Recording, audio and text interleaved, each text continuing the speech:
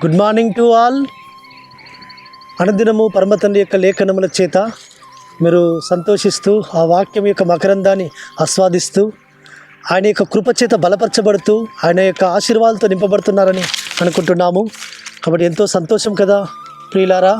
పరమ తండ్రి అనుదినము కూడా తన జీవాహారమనే వాక్యము చేత మనల్ని బలపరుస్తూ వస్తున్నందుకు. కాబట్టి ఈ దినం కూడా అనుదిన కృపలో భాగంగా లేఖనం మనం చూసుకుందాం.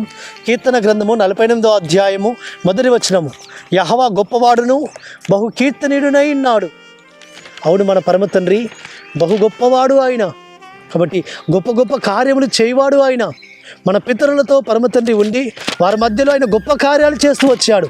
కాబట్టి అబ్రహాముల ఎలోహిం, ఇస్సాకుల ఎలోహిం, యాకోబుల ఎలోహిం అని పిలువబడుతున్న సర్వోన్నతుడు వారి మధ్యలో గొప్ప కార్యములు, ఆశ్చర్య కార్యములు, అద్భుత కార్యములు జరిగిస్తూ వచ్చాడు ఆయన. కాబట్టి సృష్టిని చూస్తే కూడా సృష్టి యొక్క స్థితిని గమనిస్తే మనం చూస్తుంటే ఆయన యొక్క గొప్ప స్థితిని తెలియపరుస్తూ వస్తుంటుంది సృష్టి కూడా. కాబట్టి మన జీవితాల్లో కూడా పరమ తండ్రి గొప్ప కార్యాలు చేస్తూ వచ్చాడు. అనేకమైన గొప్ప కార్యాలు మనం ఊహించని విధానంలో పరమ తండ్రి మనల్ని గొప్ప కార్యాలతో మనం నడిపిస్తూ వస్తుంటాడు సుమా. కాబట్టి ఆ గొప్పవాడు, ఆ సర్వోన్నతుడు, ఆ సర్వశక్తిమంతుడు ఆయన బహుస్తుతులందదగిన వాడు సుమా. ఆయన బహు కీర్తనీయుడు సుమా. కాబట్టి ఆ గొప్ప కార్యములు చేయవాడైన ఆ యెహోవాను మనం స్తుతించాలి, ఆరాధించాలి, గణపరచాలి. ఎందుకంటే మన జీవితాల్లో చేసిన మేలును బట్టి, మన జీవితంలో ఆయన చేసిన గొప్ప ఆశ్చర్య కార్యాలను బట్టి.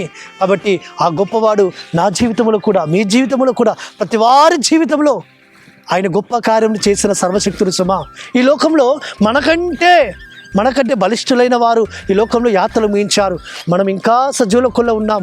ఇంకా ఆయన కృపచేత మనము ఈ దినంన ఈ స్థితిలో ఉన్నాము అంటే అది ఆయన చేస్తున్న గొప్ప కార్యము సుమా. కాబట్టి అనేక సార్లు మరణ యొక్క స్థితిలో నుంచి, మరణ పంచుల్లో నుంచి మనల్ని విడిపిస్తూ వచ్చాడు.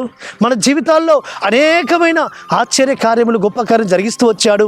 మనం నిలబెడుతూ వస్తుంటున్నాడు.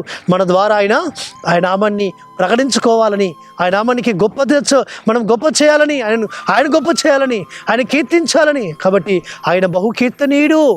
కాబట్టి సర్వలోకము కూడా ఆయన స్తుతించాలి, ఆయన గణపరచాలి, ఆయన మహేపరచాలి. కాబట్టి ఆయన ఎత్తుగా ఉన్న సింహాసనం మీద, ఆ సియోను పర్వతం మీద ఆయన మహారాజుగా కూర్చొని అక్కడి నుంచి ఆయన కార్యములు ఆయన చేయబోతున్నాడు. ఆ సృష్టికర్త అయిన, ఆ సియోను రారాజు అయిన యెహోవాను మనము స్తుతిద్దాం, ఆరాధిద్దాం, గణపరుద్దాం. ఆయన కార్యములను మన జీవితాల్లో ఇంకా రుచి చూద్దాం. అటు విధంగా పరిశుద్ధాత్మ తండ్రి మనల్ని నడిపించును గాక. ఆమేన్.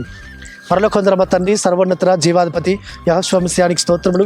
మీరు గొప్పవాడు అని అయ్యే మీ లేఖనంలో సెలవించిన ప్రకారముగా మా జీవితాల్లో కూడా అనేకమైన గొప్ప కార్యాలు చేస్తూ వచ్చినారు.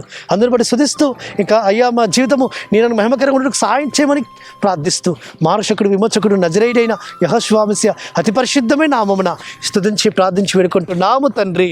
ఆమేన్. మన సర్వోన్నతుడు, సర్వాధికారి అయిన గొప్పవాడైన యెహోవా సన్నిధి నుంచి యెహోవా కృప, యెహోవా ఆదరణ, ప్రేమ మనకు నిరంతరం తోడుగా ఉండి మనల్ని బలపరిచి నడిపించును గాక. ఆమేన్.